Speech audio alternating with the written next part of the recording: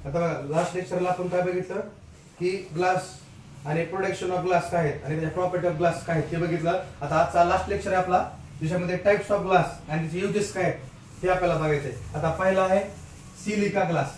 आता silica glass काय करतो बघा, this produce by the using the silica and it is made of the silica glass show the minimum expansion of heating and it is not affect the acid and alkali due to the silica glass isotope production produce the laboratory glass wares. आता बघा म्हणजे हे कशाने बनलेलं असते, सिलिकॉनने बनलेलं असते आणि ह्याला पण काय केलं ते item made of the silica glass show the minimum expansion of heating. म्हणजे हिटिंग केल्यानंतर मिनिमम एक्सपान्शन होत आहे आणि त्यावेळेस त्याचा इट इज नॉट अफेक्ट आणि त्यावर ऍसिड आणि बेसचा कसला आहे त्याच्यावर अफेक्ट होत नाही.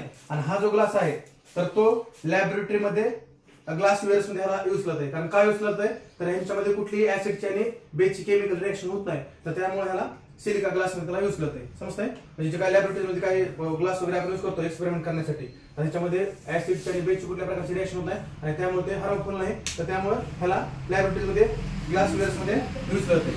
दुसरा आहे borosilicate glass. Borosilicate glass is produced by the melting the mixture of sand, soda, boric acid, aluminium oxide. म्हणजे बोरोसिलिकेट ग्लास बनवण्यासाठी आपल्याला सॅन्ड, सोडा, बोरिक ऍसिड आणि अल्युमिनियम ऑक्साइड हे 4 इन्ग्रेडियंटची गरज आहे.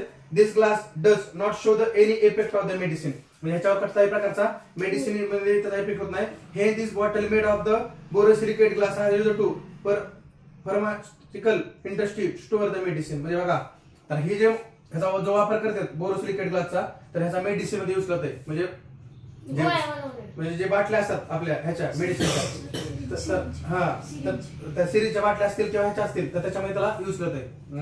फार्मास्युटिकल इंडस्ट्रीमध्ये त्याला त्या बोरोसिलिकेट ग्लास यूज करत आहे. म्हणजे कुठल्याही प्रकारची केमिकल रिएक्शन होत नाही त्या बॉटलमध्ये तर त्यामुळे त्याला त्या बोरोसिलिकेट ग्लासला फार्मास्युटिकल इंडस्ट्रीमध्ये त्याला यूज करते.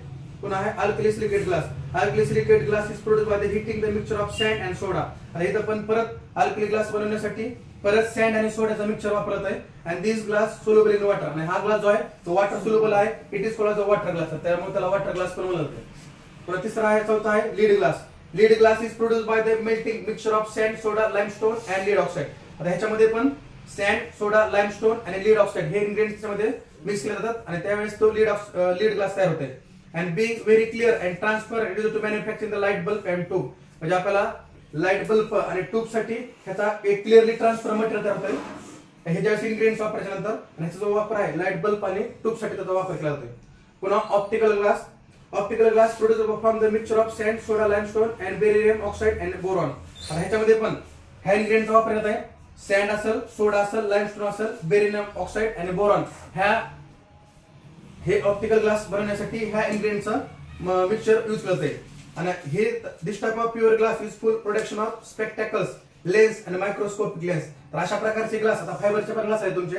पण हे जे स्पेक्टॅकल असेल, लेन्स असेल, मायक्रोस्कोप असेल. आता ज्यावेळेस तुम्ही you can study the different types of bacteria so use of compound microscope, simple microscope हे पण पुन्हा आणि स्पेक्टॅकल्स असतील तर हे जे चष्मे वगैरे असतील, लेन्स असतील तर ह्याला बनवण्यासाठी ह्यांच्यामध्ये ऑप्टिकल ग्लासचा यूज करतात. ऑप्टिक म्हणजे काय तुमचे आईज आणि ऑप्टिक नर्व जे असतात तर ते ऑप्टिक नर्व आपल्या ब्रेन मध्ये ऑप्टिक नर्व आहे तर ते ऑप्टिक नर्व जे आहे आई मध्ये आपल्या तर ते ब्रेनला आपल्या सिग्नल पाठवते आणि त्यावेळेस आपल्याला ते ऑब्जेक्ट कशाचं हे समजतंय आपल्याला समजतंय तर ऑप्टिकल नर्व हे काम करते. तर त्यामुळे त्याला ऑप्टिक म्हणजे काय की तुमची एक आईज त्याला सृष्टी म्हणतो आपण समजतंय. तर आता बघा नेक्स्ट आहे colour glass. Soda lime glass is colourless. It is impart desired colour oxide specific metal mixture during the manufacturing the process.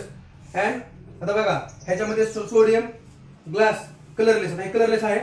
ह्याला एक डिझायर्ड कलर दिला जातोय आणि oxide of specific metal is mixed during the manufacturing process. एखादा metal mix करत आहे मग याच्यामध्ये आता तुम्हाला एक्झाम्पल दिलंय एखाद्या मेटलचा मिक्स करून त्या ऑक्साइड मध्ये एक डिझायर्ड कलर दिला जातोय आणि हा ग्लास कलर्ड ग्लास तयार होतोय. जसं एक्झाम्पल दिलं बघा ferrous oxide is mixed get to blue screen glass.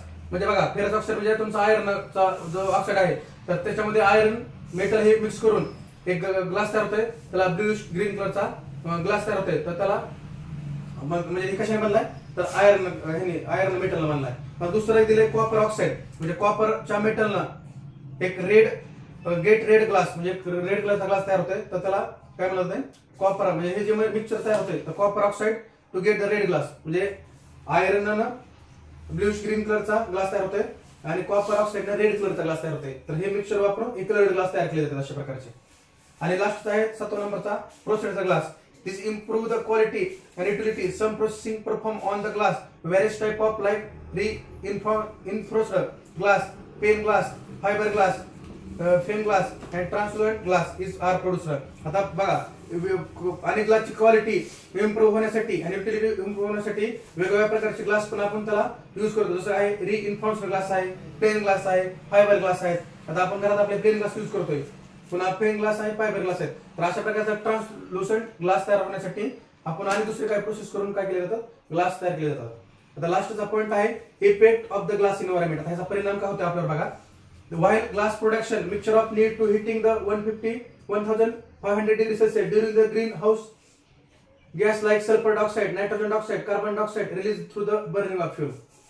ज्यावेळेस भट्टीमध्ये आपण त्याला हे जे मिक्सचर ग्लास बनवण्यासाठी जे मिक्सचर आहे, इन्ग्रेडियंट्स आहेत, तर ते भट्टीमध्ये टाकून आपण त्याला हिटिंग करतोय. तर त्यावेळेस काय होणार आहे, एक ग्रीन हाऊस गॅस जे आहेत ते बाहेर पडणार आहे. जसं सल्फर डायऑक्साईड आहे, नायट्रोजन डायऑक्साईड, कार्बन डायऑक्साईड आहे. आणि हे आपल्यासाठी हार्मफुल आहे because they are adverse effect on our health because of there are some suppose for example sulfur dioxide attack on the eyes समजतंय, and then carbon dioxide, carbon monoxide they are going to the respiration tract. So types of we can hitting this mixture in the furnace production of the glass. So this is adverse effect our health. तर ह्याची problem व्हायला आणि परत पुन्हा म्हणजे हे सगळे harmful gas release झाले एन्व्हायरमेंटमध्ये तर आपल्या हेल्थच्या रिलेटेड प्रॉब्लेम्स क्रिएट होतात. त्याच्यानंतर आहे second, as the glass non degradable it pieces of the waste glass material flow into the water bodies and may be affect the ecosystem. Similarly drainage may be blocked into the this pieces. आता बघा, आता हे non degradable material आहे म्हणजे as it is thousands of year as it is राहू शकते glass.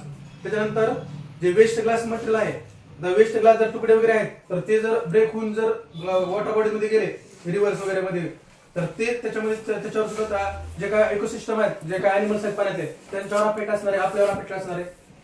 बघा drainage system सुद्धा आपले काय होणार आहे म्हणजे ब्लॉक म्हणजे जर ते मिररचे तुकडे जर अडकले किंवा ग्लासचे तर आपले ड्रेनेज म्हणजे गॅटरी सुद्धा काय होणार ब्लॉक होणार आहे. तर त्यासाठी हे ऍडवर्स इफेक्ट आहेत. एक तर फर्नेस मध्ये तुम्ही हिटिंग करून adverse effect our health because some release the harmful gases in the environment. आणि सेकंड आहे की ग्लास जे आहे नॉन डिग्रेडेबल मटेरियल आहे thousands as it is in that place.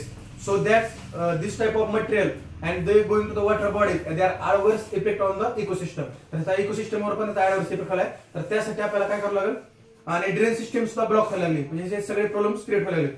तर आज हा लेसन संपला. तर नेक्स्ट लेक्चरला आपण लेसन नंबर इकोसिस्टम जे आहे तर इकोसिस्टम हे नेक्स्ट लेक्चरला बघू. समजतंय. तर आज याच्यावरचे आपण 3 व्हिडिओ बघितले. तर तिन्ही पण व्हिडिओच्या लिंक मी युट्यूबला टाकल्यात. तर तिन्ही पण व्हिडिओ तुम्ही बघू शकता. जे तुम्ही ऍबसेंट असाल तर ते व्हिडिओ बघून तुम्ही तुमच्या कन्सेप्ट क्लिअर करता. थँक्यू.